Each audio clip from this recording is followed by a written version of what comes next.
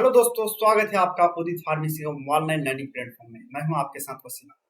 आज के इस लेसन में इस वीडियो में हम जानेंगे जो फार्मास्यूटिकल केमिस्ट्री जो फर्स्ट ईयर में है, जिसका कोड के बारे में बात करें ER2012D है।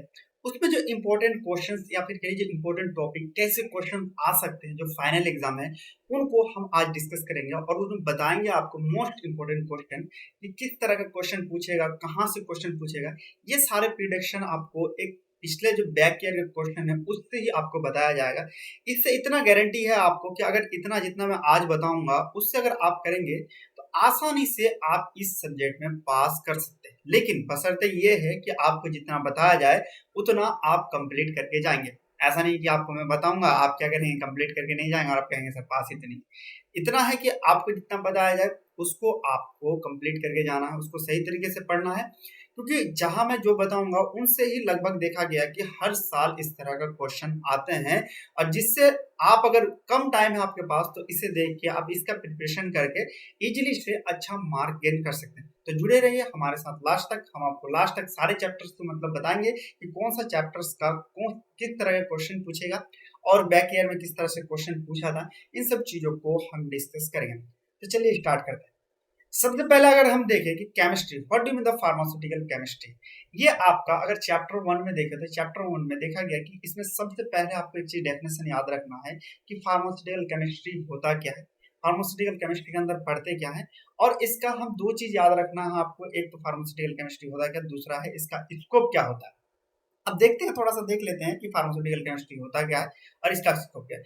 अगर फार्मास्यूटिकल केमिस्ट्री की बात करें तो ये क्या है, एक केमिस्ट्री का ही ब्रांच है जिसके अंतर्गत हम पढ़ते हैं या तो फिर जानते हैं कि ड्रग का डिजाइन कैसे करते हैं, सिंथेसिस कैसे करते हैं, बायोलॉजिकल जो एक्टिव मॉलिक्यूल्स से होता है, या फिर आप कह लीजिए जितना भी आप दवाई ड्रग बनाते हैं हमारे बॉडी का लिगेंड किस तरह से बाइंड करता है, किस तरह से केमिकल स्ट्रक्चर होता है, इन सब चीजों को हम केमिस्ट्री के बारे में पढ़ते हैं। एक केमिस्ट्री का मतलब अगर बेसिक देखें तो what do you mean the chemistry, chemistry आपका क्या है, मॉलिक्यूल से आता है, एटम से आता है। तो वही सारी चीजों को कंप्लीट आपको पढ़ना पड़ता है। जितने भी दवाई है, मान लीजिए आप दवाई यूज करते हैं, वो क्या है, एक तरह का केमिकल ही तो उसी में हमें केमिकल में सारा चीज हमें पढ़ना पड़ता है केमिस्ट्री का। अब देख लेते हैं ये आपको डेफिनेशन किस में पूछ सकता है, आपको शॉर्ट में पूछ लेगा शॉर्ट क्वेश्चन में कि फार्मास्यूटिकल केमिस्ट्री का डेफिनेशन क्या होता है।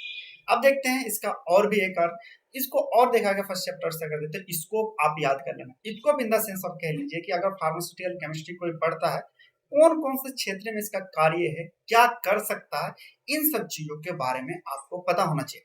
सबसे पहले अगर केमिस्ट्री पढ़ते तो आप फार्मासिस्ट बन सकते हैं, जो आप लोग कर रहे हैं। दूसरा है क्लिनिकल फार्मासिस्ट। अब यहाँ पे थोड़ा सा अगर बता दूं कि हॉस्पिटल फार्मासिस्ट और क्लिनिकल फार्मासिस्ट में क्या डिफरेंसेस होते हैं। क्लिनिकल फार्मासिस्ट जो मेनली आपका कह सकते हैं जो हमारा ड्रग आता है वो हमारे 4 फेजेस में हमारे मार्केट में आता है।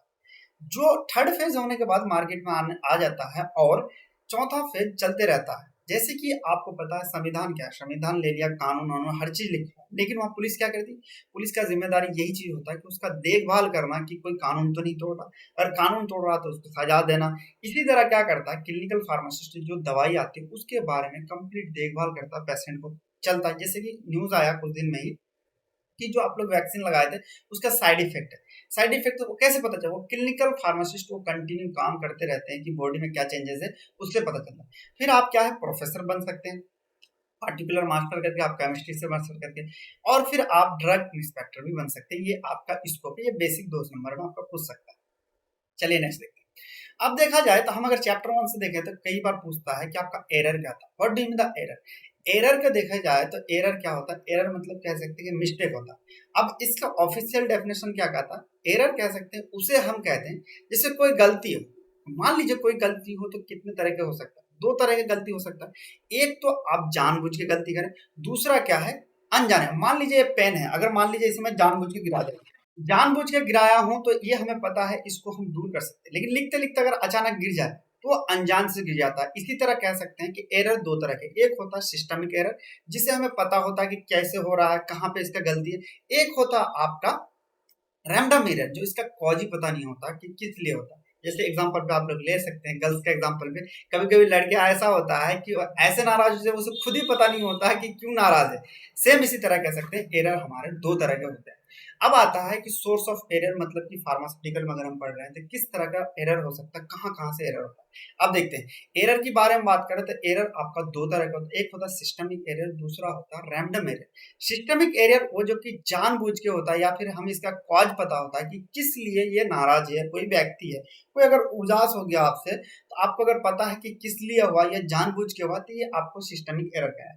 और कोई अगर पता ही नहीं है, एकदम मन मन फूल रहा है, एकदम गुस्से में है, आपको पता ही नहीं है, जो चीज आपको पता ही नहीं तो उसको सही कैसे करेंगे, नहीं कर सकते ना। सेम इसी तरह जब फैक्ट्री में या तो फिर जब हम फॉर्मुलेशन बनाते हैं जिसका कोई एरर का पता नहीं चलता, वो जो थ्योरी है उसका पता नहीं चलता, उसे हम रैंडम एरर कहते हैं।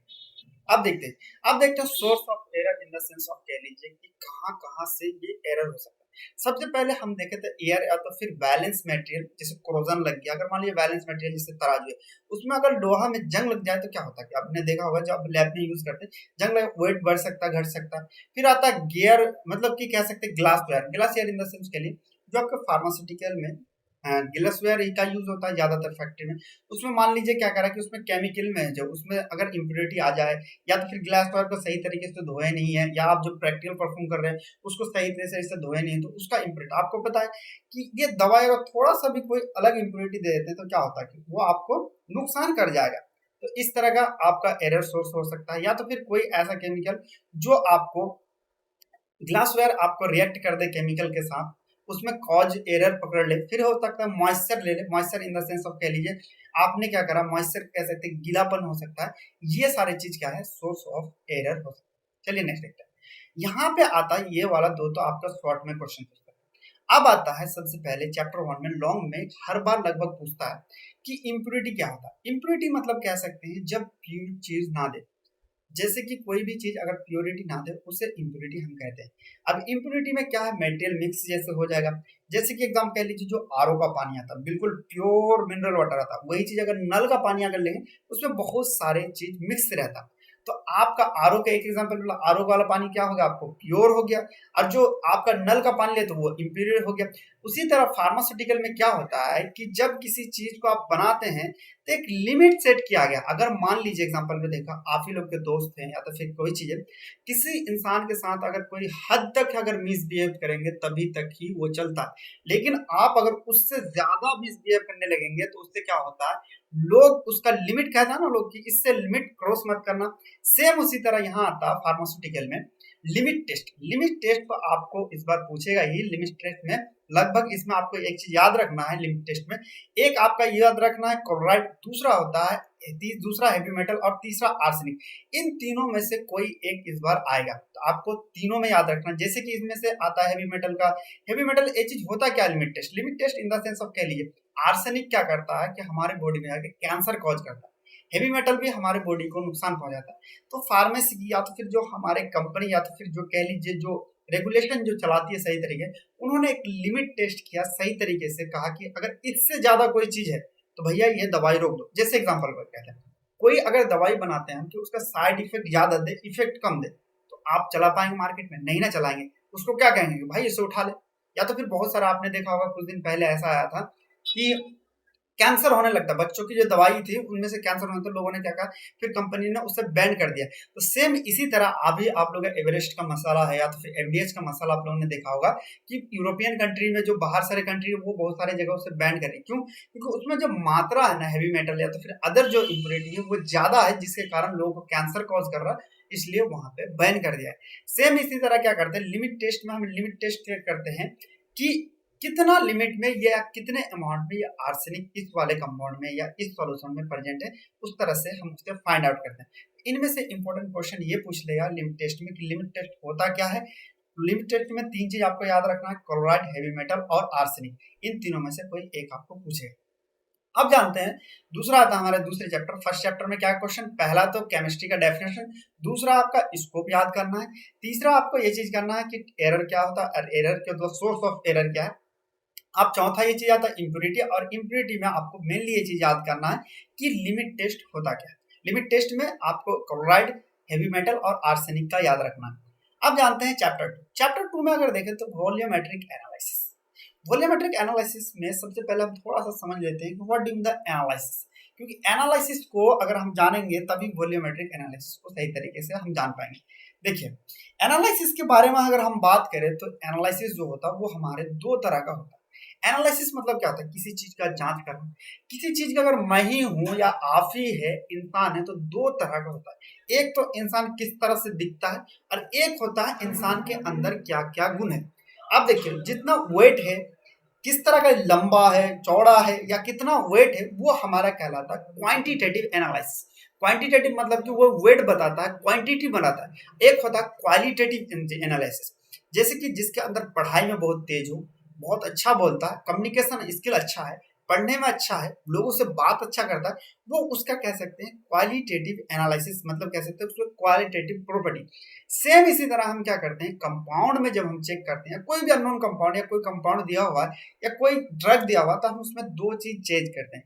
पहले देखते हैं इसका एफिशिएंसी क्या है, किस तरह से काम करता है। दूसरा हम ये चीज देखते हैं कि ये कितने अमाउंट में है। उसी तरह अब हमें समझ में आ गया कि दो तरह का एनालिसिस होता है। पहले क्या है, क्वालिटेटिव, दूसरा है क्वांटिटेटिव।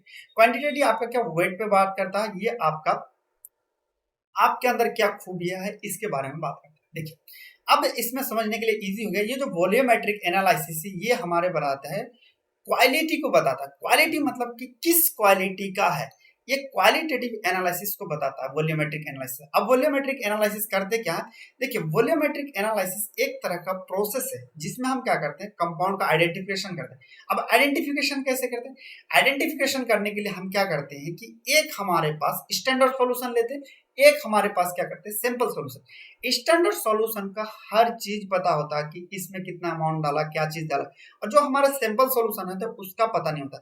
हम क्या करते हैं कि स्टैंडर्ड के कंपैरिजन करके इसका पता लगाते हैं कि इसमें कितना। अब इसको जनरल भाषा में समझते हैं, जैसे कि आप लोग कोई सामान खरीदने के लिए जाते हैं, सामान खरीदने के लिए जाते हैं तो उसमें क्या होता है, सामान खरीदने के लिए जब जाते हैं तो आप दुकानदार के पास जाते हैं तो दुकानदार क्या करता है कि एक तरह का बांट रखा रहता है, वो रख देता है, उसके कंपैरिजन में आपको क्या करा कि 1 किलो चीनी लेना है तो चीनी देता।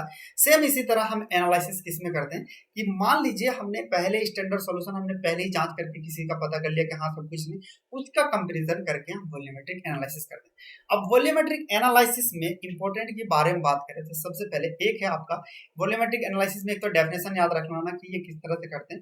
दूसरा आता है एसिड बेस टाइट्रेशन। इसमें एसिड बेस टाइट्रेशन में आपको ये चीज भी याद रखना है, इसमें थ्योरी आया था, जैसे आरएनएस में थ्योरी दिया था, क्या चीज, ब्रोस्टेन एंड लोरी ने दिया था, लुइस एसिड बेस जो है, ये सारी चीज आपको याद रखना। आरएनएस जैसे ने कहा था क्या कि H प्लस आयंस जो देता है पानी में जाकर उसे हम एसिड कहेंगे, और OH नेगेटिव जो देता है उसे हम बेस कहेंगे। उसी तरह क्या है आपको कि लुइस एसिड, लुइस बेस, ये सारी चीज आपको वहां पे याद रखना। इसमें दो चीज इंपॉर्टेंट है, एक तो है आपका एसिड बेस टाइट्रेशन, दूसरा आपका रिडॉक्स टाइट्रेशन। रिडॉक्स टाइट्रेशन में क्या करते हैं कि इसमें हम रिएक्शन करवा के देखते हैं, यानी कह सकते हैं इन पॉइंट डिटेक्ट करके। इन point in the sense of, कह लीजिए जब आप इसे डिटेल में पढ़ेंगे तब पता चल जाएगा आपको, बस इंपॉर्टेंट यही चीज आएगा इसमें। एक तो है आपका एसिड बेस टाइट्रेशन क्या है, और दूसरा आपका रिडॉक्स टाइट्रेशन, ये आपको अच्छे तरीके से पढ़ना है, इसमें इंपॉर्टेंट। अब ये तो हमें पता चल गया, ये क्या बताता है आपका, क्वालिटी को बताता है कि क्वालिटेटिव एनालिसिस की कितना क्वालिटी है। अब दूसरा ये ग्रेविटी एनालिसिस में, आपको ग्रेविमेट्रिक एनालिसिस में बस इसका डेफिनेशन ऑफ प्रिंसिपल याद रखना है। देखिए, ग्रेविटी एनालिसिस में हम क्या करते हैं, मेनली हम उसका क्वालिटेटिव को पता चलते हैं, मतलब कितना अमाउंट में। जब हमें पता चलिए कि ठीक है लड़का बहुत अच्छा है, हर चीज करता है, पढ़ने में तेज है, चलो हम उसे देख लेते हैं, थोड़ा सा वेट करके भी देख लेते हैं कैसा है, किस तरह का है, तो उससे हमें क्या पता चलता है। वहां से हम ग्रेविटी एनालिसिस जैसे करते हैं तो सेम हमारे उस कंपाउंड को वेट करके हम पता लगाता है। ग्रेविटी एनालिसिस में हम मेनली क्या करते हैं कि कंपाउंड का क्या चेंज करते हैं, क्वांटिटी कितना है, मतलब कितना अमाउंट में है। ये आपका दो वॉल्यूमेट्रिक एनालिसिस में क्या, एसिड बेस टाइट्रेशन और रिडॉक्स टाइट्रेशन में इंपॉर्टेंट है, और ग्रेविमेट्रिक एनालिसिस में बस आपको डेफिनेशन ही याद रखना है। अब हम आगे जानते हैं कि अब आता इनऑर्गेनिक फार्मास्यूटिकल्स। इनऑर्गेनिक फार्मास्यूटिकल में आपको क्या पढ़ना है कि इसका फॉर्मुलेशन क्या होता है, मार्केट प्रिपरेशन क्या होता है, स्टोरेज कंडीशन किस तरह से देना है, और यूजेस ऑफ, मतलब कि इन सब चीजों पे जो आपका दिया हुआ, ये जो आपका हेडिंग देख रहे हैं जैसे हिमेटेनिक्स है, गैस्ट्रोइंटेस्टाइनल एजेंट है, टॉपिकल एजेंट है, डेंटल एजेंट है, और मेडिसिनल गैसेस है, ये सारी चीज का डेफिनेशन आपको पता होना चाहिए कि ये एक्चुअल में है क्या चीज। चलिए हम जानते हैं। सबसे पहले हम देखते हैं कि हेमेटेनिक्स। हेमेटेनिक्स क्या होता है कि जब आपको बॉडी में हेमोग्लोबिन की कमी हो जाए, आरबीसी का फॉर्मेशन कमी हो जाए तब हमें हेमाटोनिक्स देते हैं। हेमाटोनिक्स क्या करता है, आपको ब्लड लेवल, आयरन लेवल बढ़ाता है बॉडी में, दैट मीन कह लीजिए आपका ब्लड बढ़ाता है, आरबीसी बनाने में फॉर्मेशन करता है। इसमें कब इसका यूज करते हैं, जब हम एनीमिया हो जाता है यानी ब्लड की कमी हो जाती है, तब हम इसका यूज करते हैं हेमाटोनिक्स का। मतलब क्या है, एक तरह का कह सकते हैं कि ये क्या है, इनऑर्गेनिक फार्मास्यूटिकल है कि कब यूज करते हैं, तब यूज करते हैं जब हमारी बॉडी में कमी आ जाती है, किसकी, आयरन की, ब्लड की, यानी कह लीजिए आरबीसी की। अब इसका इंपॉर्टेंट देखें, इंपॉर्टेंट कंपाउंड, तो ये आपका फेरस सल्फेट के बारे में आपको जानना है। इसका फार्मास्यूटिकल फॉर्मुलेशन क्या है, मार्केट प्रिपरेशन क्या है, स्टोरेज कंडीशन क्या है, और यूजेस तो आपको पता ही है। हेमाटोनिक्स किसमें करते हैं, किसके लिए हम यूज करते हैं, जब हमारी ब्लड बॉडी में कम हो या आयरन की कमी। अब आता है दूसरा आपका गैस्ट्रो इंटेस्टाइनल एजेंट। गैस्ट्रो मतलब क्या है, आपका गैस से रिलेटेड, इंटेस्टाइनल मतलब कि स्टमक से लिया गया एजेंट। गैस्ट्रो इंटेस्टाइनल एजेंट को हम एंटा एसिड के बारे में जानते हैं, जो एसिड लेवल को न्यूट्रलाइजेशन कर दे या एक्सेस जो एसिड है उसको कम कर दे। जैसे किसी को ढकार आता है, एसिड गैस बनता है, देखो गैस की बीमारी हर किसी के घर में कोई ना कोई मिल जाएगा आपको। ये क्या करता है कि हमारे बॉडी में गैस का फॉर्मेशन, स्टमक में गैस का फॉर्मेशन होता है, जिसे पैक्टिक अल्सर हो जाता है, पेट में जलन रहता है, वो सारी चीजों को सही करता है। इसमें अगर देखें तो गैस्ट्रिक सिंपल से आपको याद रखना है कि गैस्ट्रिक मतलब कि गैस्ट्रो इंटेस्टाइनल एजेंट को हम एंटास्टिक भी कहते हैं, और इसका यूज हम एसिड के लेवल को कम करने के लिए, कौन सा एसिड, हमारे स्टमक में जो एसिड है उसको कम करने के लिए यूज करते हैं। इसमें अगर देखें जो हमारे इंपॉर्टेंट, वो सबसे पहले आपको याद रखना है यहाँ पे मैग्नीशियम हाइड्रोक्साइड और कैल्शियम कार्बोनेट, ये आपको इंपॉर्टेंट है, ये दोनों कंपाउंड के बारे में आपको याद रखना। फिर आता है topical agent. Topical agent, what do you mean the topical agent? Topical मतलब कह सकते हैं कि जो हम स्किन के लिए यूज करते हैं। टॉपिकल एजेंट को हम एंटी माइक्रोबियल एजेंट भी कहते हैं। क्या कहते हैं? टॉपिकल एजेंट को हम एंटी माइक्रोबियल एजेंट भी कहते हैं। जब हमें पता चल गया कि एंटी माइक्रोबियल मतलब कि जो माइक्रोब्स के अगेंस्ट काम करता होगा, उसी को हम क्या कह सकते हैं, एंटी माइक्रोबियल। अब यहाँ पे ट्रॉपिकल, ट्रॉपिकल लिया गया स्किन के जो टॉप लेयर कह सकते हैं, या तो फिर जो सरफेस लेवल है उसके लिए यूज करते हैं। जैसे कोरोना के टाइम पर हमने सैनिटाइजर सैनिटाइजर यूज किए होंगे आप लोगों ने, यहाँ सैनिटाइजर मार मार के हाथ में आप लोगों ने सैनिटाइजर यूज किया, वो सारी चीज आपको ट्रॉपिकल एजेंट के अंदर आ जाता है। उसमें आपको याद रखना है दो तीन चीजें, तो पहले है सिल्वर नाइट्रोन, दूसरा कंपाउंड हाइड्रोजन पेरोक्साइड, याद रखना है। ये दोनों आपको अच्छे तरीके से याद रखना है ट्रॉपिकल एजेंट। देखिए ये पूछ लेगा आपको डेफिनेशन कि गैस्ट्रोइंटेस्टाइनल एजेंट क्या होता है या ट्रॉपिकल एजेंट क्या है, 2 नंबर में क्वेश्चन पूछता है, या कभी कभी आपको ये पूछ लेगा, कंपाउंड दे देगा इंग्लिश में से और पूछेगा ये कौन से कैटेगरी का है, ये क्या काम में आता है। अब आता है डेंटल प्रोडक्ट। डेंटल प्रोडक्ट जैसे कि आप लोगों ने देखा होगा, हर किसी के दांत में भी आजकल प्रॉब्लम हो रहा है, दांत में दांत दर्द होता है, कैल्शियम कैविटी हो जाती है, मतलब calcium cavity in the sense कह लीजिए दांतों में कैविटी होने लगता है, दांत में मसूड़े में खून आने लगता है, वो सारी चीज को, या तो फिर देखोगे किसी का मुंह बहुत महकता है, उसके लिए हम क्या करते हैं, माउथ वॉशेस देते हैं। माउथ वॉशेस क्या करता है हमारे कि वो जो स्मेल है उसको निकालता है और उसको प्रोटेक्ट करता है, वो सारी चीज क्या होता है आपको डेंटल प्रोडक्ट के अंदर था। डेंटल प्रोडक्ट के अंदर दो चीज आपको याद रखना, एक तो सोडियम फ्लोराइड याद रखना, दूसरा आपका माउथ वॉशेस के बारे में पूछ लेता है, सोडियम फ्लोराइड और माउथ वॉशेस याद रखना। फिर आता है medicinal gases. Medicinal gases in the sense के लिए कार्बन डाइऑक्साइड भी हमारे लिए जरूरी है, नाइट्रोजन ऑक्साइड भी जरूरी है और ऑक्सीजन भी जरूरी है। जितने भी लिविंग ऑर्गेनिज्म है वो सारे चीज के लिए ये सारी चीज जरूरी होता है। इसका यूज क्या करते हैं, लिविंग ऑर्गेनिज्म यूज करता है। चलिए यहाँ पे मेनली आपका जो इंपॉर्टेंट बताएगा वो चीज याद रखना, और ये सारी चीज का डेफिनेशन आपको जरूर पता होना चाहिए कि हेमेटोनिक्स क्या होता है, गैस्ट्रोइंटेस्टाइनल क्या होता है, टॉपिकल क्या होता है, डेंटल प्रोडक्ट क्या होता है और मेडिसिनल गैसेस क्या होता है। अब आता है चैप्टर 4। चैप्टर 4 बहुत ही ज्यादा कह सकते हैं मजेदार सब्जेक्ट भी कह सकते हैं अगर केमिस्ट्री थोड़ा सा भी पढ़े तो। इसमें क्या है, आपको नोमेनक्लेचर पढ़ना। नोमेनक्लेचर जैसे CH4 का मीथेन कहते हैं, कार्सी कार्बन 1 को, कार्बन 2 है अगर तो इसे हम methane, ethane, propane, butane, hexane, heptane, ये सारी चीज हम कहते हैं, ये चीज याद रखना। लेकिन यहाँ से भी आपको एक चीज और पूछा जाता है ज्यादातर कि हेट्रोसाइक्लिक कंपाउंड जो है वो 3 रिंग कंपाउंड। एक चीज देखिए यहाँ पे लिखा है हेट्रोसाइक्लिक कंपाउंड में भी 2 तरह कह सकते हैं। अब थोड़ा सा इसके बारे में हम देख लेते हैं। अब हम अगर ऑर्गेनिक कंपाउंड का देखेंगे तो ऑर्गेनिक कंपाउंड का कुछ इस तरह से क्लासिफिकेशन है, चलो ध्यान से देखते हैं, थोड़ा सा जान लेते हैं। देखो क्योंकि ये इंपॉर्टेंट है, इनमें से क्वेश्चन आपका पूछता है, इसमें कहाँ से पूछता है वो मैं बता देता हूँ। देखिए सबसे पहले ये आता है ऑर्गेनिक कंपाउंड का, हम अगर देखें क्लासिफिकेशन, एक होता ओपन चेन कंपाउंड, एक होता साइक्लिक कंपाउंड। साइक्लिक मतलब कि जहां से स्टार्ट हो वहां से खत्म, पूरा गोल गोल। ओपन चेन जैसे कह लीजिए इथेन, मेथेन, प्रोपेन, ब्यूटेन, मतलब कह सकते हैं ले लीजिए CH4 ले लीजिए या C2H5 ले लीजिए। ये मतलब कह सकते हैं ये क्या है, आपका जो खुला हुआ चेन रहता है उसे हम कह सकते हैं ओपन चेन। ओपन चेन में दो तरह का, एक तो ब्रांचेस आता है, एक तो आता है state. Branches in the sense of कह लीजिए, मान लीजिए स्टेट, मान लीजिए 1 2 3 4 हमने कार्बन कर दिया, ये जो अगर लगातार अगर है तो इसे हम स्टेट कहेंगे, और इसी का एक नीचे लग दिए, इसका एक नीचे लगा देते, ये हमारे ब्रांचेस आता है। अब आता है हमारे पास साइक्लिक कंपाउंड। साइक्लिक कंपाउंड जो कह सकते हैं वो हमारे साइक्लिक मतलब कह सकते हैं कि जहां से जैसे बेंजीन ले लिए, बेंजीन भी आपका साइक्लिक कंपाउंड है। अब क्या बेंजीन, इसमें साइक्लिक कंपाउंड दो तरह का, एक होता है होमोसाइक्लिक, एक होता है हेट्रोसाइक्लिक। अब हमें पढ़ना है हेट्रोसाइक्लिक कंपाउंड के बारे में। थोड़ा सा दो तीन कंपाउंड याद रखना है। देखिए हेट्रोसाइक्लिक कंपाउंड का अगर हम डेफिनेशन देखेंगे तो what is the heterocyclic compound. Heterocyclic compound या तो फिर रिंग स्ट्रक्चर, जो कि कंपाउंड आपको एटलीस्ट दो डिफरेंट एलिमेंट हो, किसमें हो, आपका मेंबर रिंग हो। इन द सेंस ऑफ देखिए हम कंपाउंड पढ़ रहे हैं साइक्लिक, तो वो क्लोज रिंग होगा, उसमें एटलीस्ट दो मेंबर अलग अलग होना चाहिए। देखते हैं आप इसका एग्जांपल क्या होता है। एग्जाम्पल के बारे में बात करें, ये सारी चीज एग्जाम्पल है, जैसे कि थाइजोल है, डेक्सोन है, मॉर्फिन है, ये सारी चीज आपका किसका एग्जाम्पल है, ये आपका हेट्रोसाइक्लिक कंपाउंड का एग्जाम्पल है। ये आपको याद रखना है, मतलब दो तीन आपको तो याद ही रखना है। ये कंपाउंड अगर याद रखें तो पक्का आपका 3 नंबर कहीं नहीं रखा हुआ, ये आपको आएगा ही आएगा। चलिए आप देखते हैं। इसी तरह अगर आप और भी डिटेल में, मतलब जितना इंपॉर्टेंट क्वेश्चन है जो इतने साल बाद नहीं पढ़ाई करें, अब चाहते हैं कि थोड़ा सा सीरियस हो जाए, और हम केमिस्ट्री में खासतौर पे कह लीजिए या तो फिर जितने सब्जेक्ट है आपका इजीली से पढ़ ले, फर्स्ट ईयर आपका निकल जाए। क्योंकि देखिए आपको पढ़ना इसलिए जरूरी है, अब कोई ऐसा नहीं है कि अगर आप पढ़ेंगे तभी अच्छा मार्क ला पाएंगे।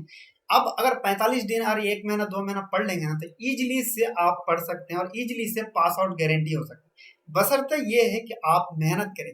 हमने क्या करा कि क्रैश कोर्स स्टार्ट करा, जिसके अंदर 45 दिन हम लोग पढ़ाएंगे कंप्लीट, आपको सारे सब्जेक्ट जो फर्स्ट ईयर का सारा पढ़ाएंगे। उसमें आपको लाइव क्लासेस मिलेगी, रिकॉर्डेड क्लासेस मिलेगी, ई बुक पीडीएफ नोट्स मिलेंगे, मतलब कि नोट्स का पीडीएफ मिलेगा आपको। नोट्स बनाया, ऐसा नहीं कि लंबा जड़ा पूरा दिख दे, किताब ही दे दिया कि पूरा का पूरा बना। एक छोटा सा आपको सही तरीके से जो इम्पोर्टेंट वो बताया जाएगा।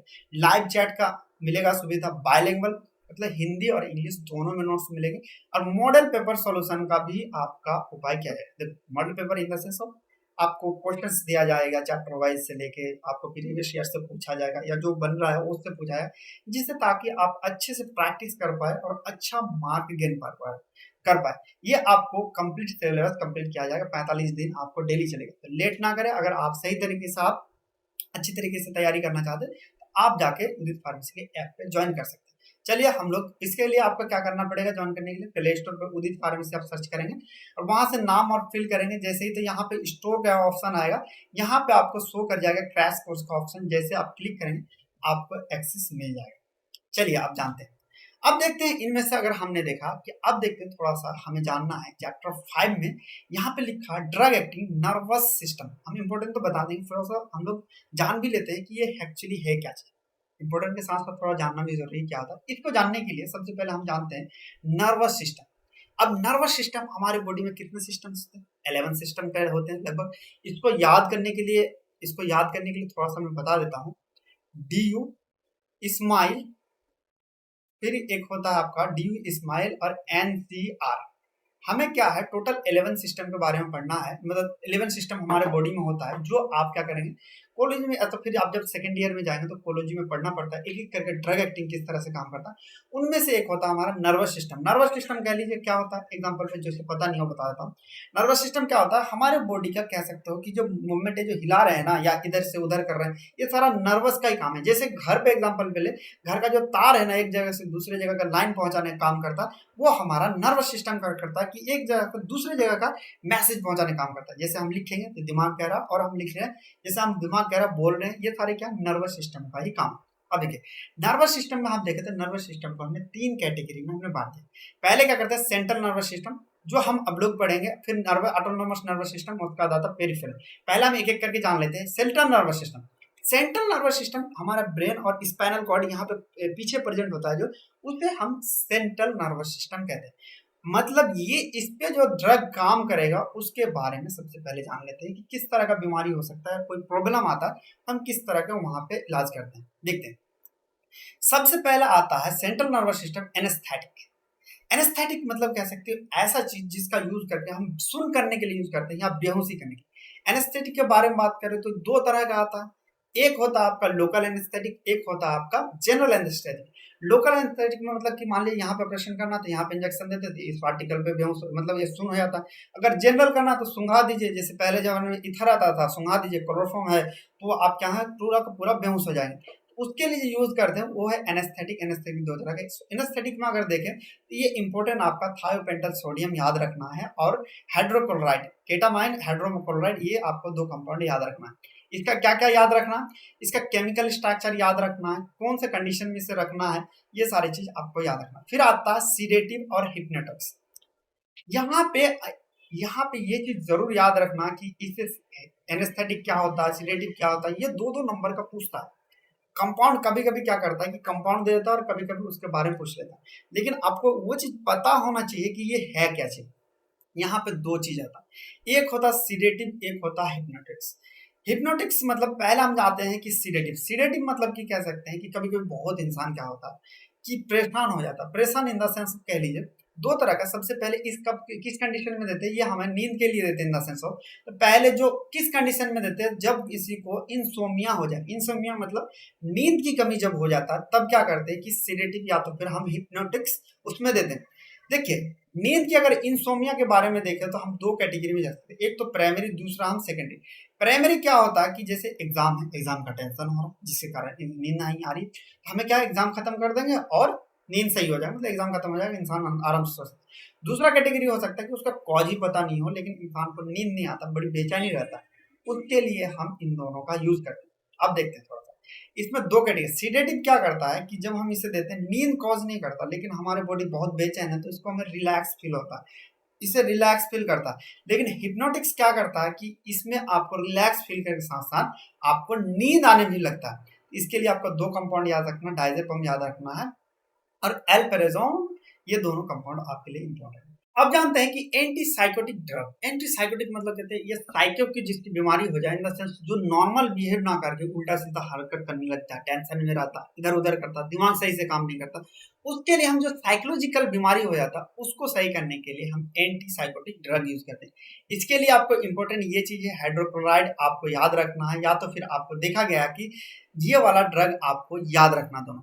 अब आता है नेक्स्ट आता है एंटी कॉन्वल्सेंट। एंटी कॉन्वल्सेंट को हम इपिलेप्सी या तो फिर कह लीजिए एंटी इपिलेप्सी भी कहते हैं। देखिए इपिलेप्सी का बीमारी क्या होता है कि लोग, आपको पता है सेनेजर्स आने लगता है, दोहरे पड़ने लगते हैं, आपने देखा होगा मिर्गी के बीमारी के लिए जो यूज करते हैं वो सारी चीज आता है एंटी इपिलेप्सी जो जो दवाई देते हैं, या तो फिर हम एंटी कॉन्वल्सेंट कहते हैं। इसके लिए जो इंपॉर्टेंट वो आपका फिनोटोनिन याद रखना है और आपका कार्बा कार्बामेजेपिन आपको याद रखना, कार्बामेजेपिन आपको याद रखना, दो इंपॉर्टेंट है। अब आता है एंटी डिप्रेसेंट। एंटी डिप्रेसेंट क्या होता है, जैसे कि आज के जमाने में महिला मित्र अगर आपसे बात करना छोड़ देता आप लोग क्या हो जाए, या तो फिर आपका पुरुष मित्र बात करना छोड़ देता तो क्या होता है, लोग डिप्रेशन में लग जाते हैं, भाई लगता है ऑक्सीजन ही चला गया, बिल्कुल परेशान रहते हैं। उन सब चीजों को, या तो फिर आज के जो यूथ है मोबाइल है देखोगे टेंशन में आ जाता है या डिप्रेशन में चला जाता है लोग। डिप्रेशन से एक कहावत है, चिंता से चतुराई घटे, तो सेम क्या करता है, डिप्रेशन में इंसान जब चला जाता है तो लोग चिंता ज्यादा करने लगता है, सोचने ज्यादा लगता है, जिसके कारण लोगों को बीमारी होने स्टार्ट हो जाता है। तो इसको दूर करने के लिए जो हम जो डिप्रेशन को हटाने के लिए जो यूज करते हैं वो सारी चीज क्या आता है, एंटी डिप्रेसेंट कहलाता है। अब इसके लिए जो इंपॉर्टेंट हो आपको याद रखना है, ये वाला कंपाउंड आपको याद रखना, फ्लोजेटिन आपको याद रखना है कि ये वाला कंपाउंड इसके लिए इंपॉर्टेंट है। अब जानते हैं चैप्टर 6 में। चैप्टर 6 में अब जानते हैं जो autonomous nervous system. Autonomous system, पहले नर्वस सिस्टम को हम देख लेते हैं। नर्वस सिस्टम को, इसको जानने से पहले थोड़ा सा हमें जानना जरूरी है कि किस तरह का हमारा सिस्टम है या क्या हमारा ऑटोनोमस काम करता है। देखिए फिर हम काम करते हैं नर्वस सिस्टम, हमने तो जान लिया कि जो सेंट्रल नर्वस सिस्टम है उसको पढ़ लिया। अब हमें पढ़ना है ऑटोनोमस नर्वस सिस्टम।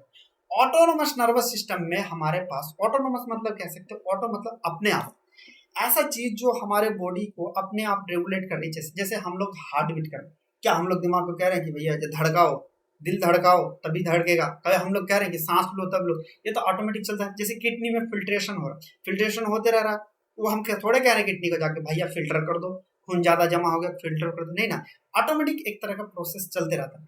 सेम इसी तरह कह सकते हैं नर्वस सिस्टम में, ऑटोमेटिक ऑटोनोमस जो नर्वस सिस्टम है उसमें दो चीज होता है, एक होता है सिंपैथिक। सिंपैथिक मतलब कि कह सकते हैं जो चीजों को बढ़ाता है, जैसे मान लीजिए अगर जरूरत पड़े कि ब्लड फ्लो बढ़ाना है तो वो क्या करेगा, बढ़ाएगा।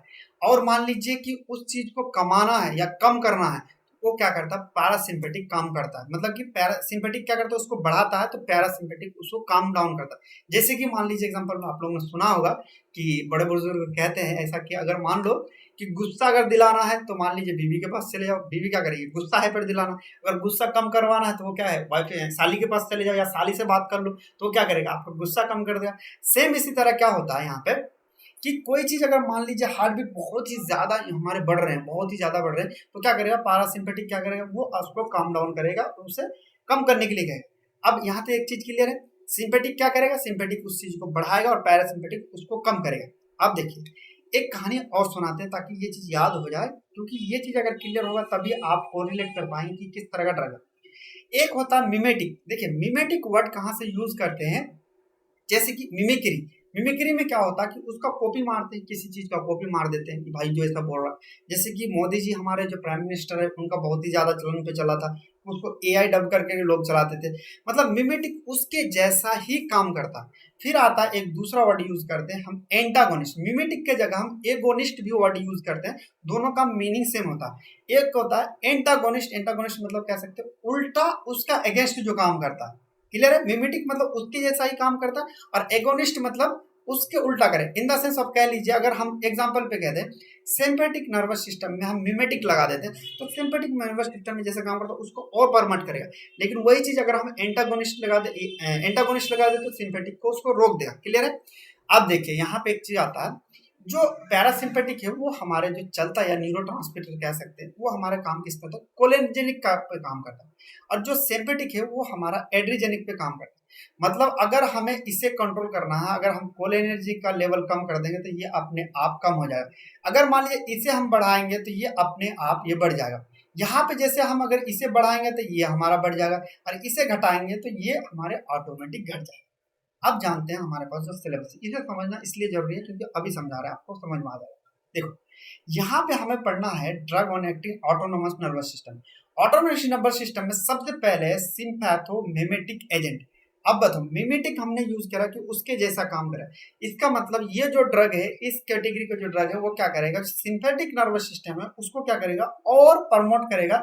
उसका लेवल अगर कभी घट जाए तो ये सारे जो हम कंपाउंड पढ़ रहे हैं देख रहे हैं, ये अगर हम देंगे तो उसका लेवल वो इंक्रीज कर देगा। क्लियर है। इसके लिए हमें ये चीज जानना जरूरी है, जो इंपॉर्टेंट कंपाउंड है वो हमारा इपिनेफ्रिन, नॉर इपिनेफ्रिन, ये इंपॉर्टेंट कंपाउंड है, ये आपको याद रखना है। चलिए देखते हैं इसमें और एक है डोपामिन। डोपामिन भी आपको याद रखना है, दो कंपाउंड। अब आता है यहाँ पे, इसमें दो ही कंपाउंड याद रखें तो क्लियर है। अब आता है एड्रीजेनिक। एड्रीजेनिक का मतलब कह सकते हैं, एड्रीनर्जिक का मतलब एड्रीनर्जिक एंटागोनिस्ट। मतलब अभी हमने पढ़ा कि एड्रीजेनिक क्या करता है, सिंथेटिक को बढ़ाता है। मतलब ऐसा ड्रग जो सिंथेटिक नर्वस सिस्टम है उसको कम करे, मतलब हम उसका एनर्जी ही घटा दे, उस सिंथेटिक एड्रीजेनिक जो है उसको घटा कर देंगे तो वो क्या होगा, अपने आप कंट्रोल में हो जाएगा। तो सिंपल ऐसा ड्रग जो कि क्या करे कि हमारे एड्रीजेनिक एनर्जी को, मतलब कह सकते हैं उस लेवल को जो घटाएगा, उसको हम उस कैटेगरी को दवा इस कैटेगरी में आएगा। इन द सेंस कह लीजिए एड्रीजेनिक क्या करेगा, एड्रीजेनिक लेवल को घटाएगा, एंटीगोनिस्ट का। अब आगे देखते हैं। अब आता है यहाँ पे कोलिनर्जिक। इसमें आपको इंपॉर्टेंट ये है, बीटा ब्लॉकर में ये चीज याद रखना, प्रोपेनोल, ये आपको इंपॉर्टेंट है, ये वाला कंपाउंड आपको याद रखना। अब आता है कोलिनर्जिक। कोलिनर्जिक अभी मैंने बताया कि पैरासिम्पेटिक पे काम करता है। अगर मान लीजिए क्या करेगा, पैरासिम्पेटिक, पैरासिम्पेटिक अगर काम नहीं कर रहा, मतलब उसे नॉर्मल करने की काम नहीं हो पा रहा, तो क्या करेगा, अपना लेवल बढ़ाएगा। तो लेवल बढ़ाने के लिए ये सारे जो दवाई देंगे तो वो क्या करता है कि कोलिनर्जिक का लेवल बढ़ाता या फिर उसके जैसा काम करता है। इसमें इंपॉर्टेंट है एसिटाइल कोलिन, याद करना है आपको। अब फिर आता है कोलिनर्जिक ब्लॉकिंग एजेंट। मतलब कि अगर पैरासिम्पेटिक कभी कभी ज्यादा काम करने लगे, उसको कम करने के लिए क्या यूज करते हैं, हम ये सारे चीज करते हैं, कोलिनर्जिक का यूज करते हैं। जैसे कि एट्रोफिन कह लीजिए, एट्रोफिन सल्फेट, ये वाला आपको इंपॉर्टेंट याद रखना है, इसमें इंपॉर्टेंट क्वेश्चन पूछता है। अब देखिए इन द सेंस ऑफ हमें ये चीज पता चली गया कि एक तो ये जो ड्रग यूज करेंगे इसका लेवल को बढ़ाएगा, और ये जो ड्रग है इसका बढ़ा सकता है, ये आपको क्लियर रखना है। इनमें से आपको यही इंपॉर्टेंट याद रखना, एट्रोफिन सल्फेट याद रखना। चलिए नेक्स्ट देखिए। अब आता है ड्रग एक्टिंग ऑन कार्डियोवास्कुलर। मतलब ऐसा ड्रग जो कार्डियोवास्कुलर पे काम करता है, इन द सेंस ऑफ आपका हार्ट पे काम करता है। कार्डियो मतलब कहाँ के लिए यूज करते हैं, हार्ट के लिए यूज करते हैं। जो एक आता है एंटी रिदमिक, मतलब कह सकते हैं एंटी एरिथमिक, मतलब कह सकते हैं एंटी एरिथमिक, मतलब एंटी एरिथमिक मतलब कि कह सकते हैं जब हमारा रिदम, जैसे हमारे पास आपको पता है कि नॉर्मल क्या है 120/80, मतलब कि ये क्या है सिस्टोलिक एंड डायस्टोलिक है। जब हमारा सही तरीके से काम नहीं कर पाता है तो उसको जब सही करने के लिए हम जो ड्रग यूज करते हैं, जो रिदम हमारा सही दे, वो सारे ड्रग ये क्या करता है एंटी अरिथमिक ड्रग के अंतर्गत आता है। ये आपका क्यूनियम सल्फेट इंपॉर्टेंट है, और आपको ये सोडियम फिनोटोनिन सोडियम याद रखना, लोडोकैनिन ये आपको इंपॉर्टेंट है। अब आता है फिर कि anti hypertensive agent. Anti hypertensive agent उसे हम कहते हैं जो आपका बीपी को नॉर्मल से लेकर ऊपर पहुंचा दे, और उसको कंट्रोल करने के लिए जो हम दवा यूज करते हैं वो हमारा एंटी हाइपरटेंसिव एजेंट कहलाता है। एंटी हाइपरटेंसिव में आपको दो कंपाउंड याद रखना है, एक तो प्रोपेनॉल, दूसरा आपका कैप्टोप्रिल याद रखना है, कि कई बार इसमें पूछ लेता है। फिर आता है anti anginal agent. Anti anginal agent क्या होता है, देखो ये क्यों पढ़ा रहा हूँ एक एक के लिए, इसलिए क्योंकि ये आपको डेफिनेशन पूछ लिया कि ये क्या होता है, एंटी हाइपरटेंसिव क्या होता है या तो फिर एंटी एंजाइनल क्या होता है, तो आपको पता होना चाहिए एक्चुअली डेफिनेशन कि ये होता क्या है और इसका यूज कब करते हैं। इसका एक ही है, तो एक कंपाउंड आपको याद रखना, ये क्या करता है मेनली कि जब हमारे पे ऑक्सीजन सही तौर पे नहीं पहुंचे, मतलब लंग्स में जो पल्मोनरी वेन है वो सही तरीके से मतलब कह सकते हैं काम नहीं करे, या ब्लॉकेज हो जाए या किसी भी वजह से हो, उस पे जाके ये काम करता है। एंजिना जैसे लेफ्ट साइड पे दर्द होता है, मतलब ऑक्सीजन की कमी जब होने लगती है हार्ट में, तब वहां पे दर्द होना स्टार्ट कर देता है। उसको कमी को सही करने के लिए हम क्या करते हैं एंटी एंजाइनल एजेंट यूज करते हैं। अब नेक्स्ट आता है डायूरिटिक। डायूरिटिक मतलब क्या होता है कि जब हम यूरिन को फ्लो को बढ़ाने के लिए यूज करते हैं तो उसे हम आता है डायूरिटिक। डायूरिटिक में आपको ये वाला कंपाउंड याद रखना है बस, कि इस वाले में कई बार पूछा गया फुरोसेमाइड के बारे में कि ये किस तरह से काम करता है और इसके स्ट्रक्चर क्या है। अब जानते हैं हम हाइपोग्लाइसेमिक एजेंट। हाइपोग्लाइसेमिक एजेंट जब यूज करते हैं जब हमें डायबिटीज का केस हो जाता है, मतलब ये सारे एजेंट कब यूज करते हैं जब हमें डायबिटीज का प्रॉब्लम होता है, मतलब ग्लूकोज लेवल जब बढ़ जाता है। उसमें आपका इंपॉर्टेंट दो चीज, एक तो है insulin and it's preparation, insulin का और इंसुलिन का प्रिपरेशन इंपॉर्टेंट है। दूसरा आपका मेटफॉर्मिन, ये वाला आपको जरूर याद रखना है, दोनों इस वाले चैप्टर से ये दोनों चीज आपको याद रखना। फिर आता है आपका चैप्टर 10 में कि analgesic and anti inflammatory agent. देखिए इसमें दो चीज एक साथ है। एनाल्जेसिक मतलब थोड़ा सा सून प्रोवाइड करे, एंटी इंफ्लेमेटरी मतलब कह सकते हैं जो इंफ्लेमेशन है उसको रोकता है। उसके लिए आपको इसमें याद यही चीज रखना है, एग्जांपल पूछ लेता है जैसे मॉर्फिन है। और दूसरा आता है नैसेड्स। नैसेड्स बहुत इंपॉर्टेंट है, कई बार पूछा जाता है। नैसेड्स में दो कंपाउंड आपको याद रखना है, एक है आपका एस्पिरिन, दूसरा आपका आइबुप्रोफेन, और तीसरा है आपका पैरासीटामोल। इन तीनों को आपको याद रखना है, तीनों में से कोई एक क्वेश्चन जरूर आपका पूछा जाएगा, तो इसमें याद रखना। फिर आता है अगर 11th में अगर देखा तो इसमें आता है anti infective agent. Anti infective agent जो कि इन्फेक्शन को रोके, इन्फेक्शन को रोके। उसके बाद पहला क्लासिफिकेशन आता है इसका कि एंटी फंगल एजेंट। ऐसा एजेंट जो कि फंगस को रोके या फंगल को रोके उसको हम एंटी फंगल एजेंट कहते हैं। इसमें आपको कंपाउंड याद रखना फ्लूकोनोजोल, और दूसरा आपका केटेकोनोलोजोल के बारे में पूरा याद रखना। इन दोनों में से कोई एक क्वेश्चन आपको पूछे। अब यूरिनरी ट्रैक मतलब कह सकते हैं जो आपका यूरिनरी ट्रैक होता है उसमें जब इन्फेक्शन हो जाता है, मूत्र नली जिसे हम कहते हैं, उसके लिए जब यूज करते हैं तो उस एजेंट को हम यूरिनरी ट्रैक या तो फिर एंटी इन्फेक्टिव यूरिनरी ट्रैक हम कहते हैं। उसके लिए आपका ओफ्लैक्सासिन याद रखना है, ये आपका इंपॉर्टेंट है। नेक्स्ट आता है एंटी ट्यूबरकुलर। एंटी ट्यूबरकुलर मतलब कैसे, जैसे लंग्स का बीमारी होता है, टीबी हो जाता है, उस केस में जब यूज करते हैं वो सारी चीज आता है एंटी ट्यूबरकुलर एजेंट कहलाता है। जैसे कि अगर बात करें तो इसमें सबसे ज्यादा इंपॉर्टेंट आता है ये वाला कंपाउंड याद रखना है, INH मतलब INH ये याद रखना। फिर आता है एंटीवायरल। एंटीवायरल एजेंट वो सारे एजेंट होता है जो वायरस के अगेंस्ट काम करता है, उसी को हम क्या कहते हैं एंटीवायरल एजेंट। क्लियर है, मतलब कौन सा जो वायरस के अगेंस्ट करते हैं। इसमें है एक साइक्लोविर, ये आपको याद रखना, ये वाला कंपाउंड आपका आ जाता है। अब फिर आता है एंटी मलेरिया, जो मलेरिया के अगेंस्ट काम करता है। जैसे मलेरिया बीमारी हो जाता है, मलेरिया में क्या करता है प्लेटलेट्स को कम कर देता है, उससे लोगों को बहुत ही ज्यादा देखे होंगे कि डेड भी हो जाता है, क्योंकि प्लेटलेट की कमी कर देती है और धीरे धीरे वो बर्बाद कर देता है। तो वो ड्रग जो मलेरिया के अगेंस्ट काम करता है उसे हम क्या कहते हैं एंटी मलेरिया। इसमें क्लोरोक्विनिन याद करना है, दूसरा आपका ये आपका क्यूनिन सल्फेट, ये दो इंपॉर्टेंट कंपाउंड याद रखना। फिर आता है सल्फोनामाइड। सल्फोनामाइड भी आपको इतना इंपॉर्टेंट नहीं, ये आपको अगर पूछ ले इन द सेंस ये आपको कह सकते हैं कि एंटी माइक्रोबियल या तो फिर हम एंटीबायोटिक की तरह भी इसका यूज करते हैं। फिर आता है एंटीबायोटिक। एंटीबायोटिक में सबसे पहले आपको क्लासिफिकेशन याद रखना है। एंटीबायोटिक होता क्या, जो हमें कह सकते हैं बैक्टीरियल के अगेंस्ट काम करता है, उसी को हम क्या कहेंगे, एंटीबायोटिक कहते हैं।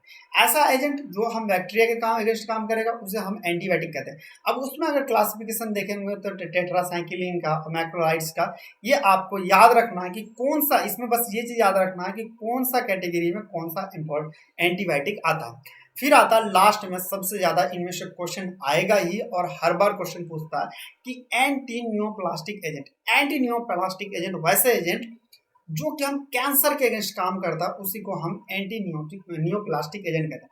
अब थोड़ा सा अगर देख लें कैंसर होता है, कैंसर में क्या होता है कि हमारे जो सेल्स है वो अनकंट्रोल डिवीजन होने लगता है, जिसकी वजह से हमारे जो है एबनॉर्मल ग्रोथ हो जाते हैं। जैसे कि माउथ का कैंसर देखे होंगे, बहुत ही ज्यादा देखे होंगे वो सारी चीज। तो वो जो कैंसर को रोकने के लिए जो दवाई यूज करते हैं उसे हम एंटी न्यूप्लास्टिक एजेंट कहते हैं। आई होप ये लेक्चर आपके लिए हेल्पफुल हुआ। देखिए इसी चीज को अगर आप और भी डिटेल में और सही तरीके से तैयारी करना चाहते हैं और आपके पास अगर कम टाइम है तो आप यहाँ पे एक तो ऑफलाइन मंगा सकते हैं, यानी गाइड्स अगर मंगाएंगे यहाँ स्टडी मटेरियल, तो आपको एक समरी टाइप का दिया रहता है, फिर कह लीजिए इसे पढ़ के आप आसानी से इजीली से पढ़ सकते हैं। और जो कंटिन्यू पढ़ रहे हैं वो अगर मार्किंग गेन करना है तो आप क्या करें, क्रैश कोर्स भी कर सकते हैं। उसमें कंप्लीट आपको रिवीजन कराया जाएगा, यानी जितना हमने इंपॉर्टेंट बताया वो सारे चीज़ का सिलेबस कवर किया जाएगा, आपको उसको डिटेल में बताया जाएगा। साथ में ये भी बताया जाएगा कि किस तरह से हम उसे याद कर सकते हैं। इन सब चीज़ों को कंप्लीट यहाँ पे बताया जाएगा। आप उसके लिए आप क्या कर सकते हैं, ऐप को डाउनलोड कर सकते हैं, वहाँ पे फिल करेंगे और यहाँ स्टोर पे जाके आप अपना क्रैश कोर्स यहाँ पे ले सकते हैं।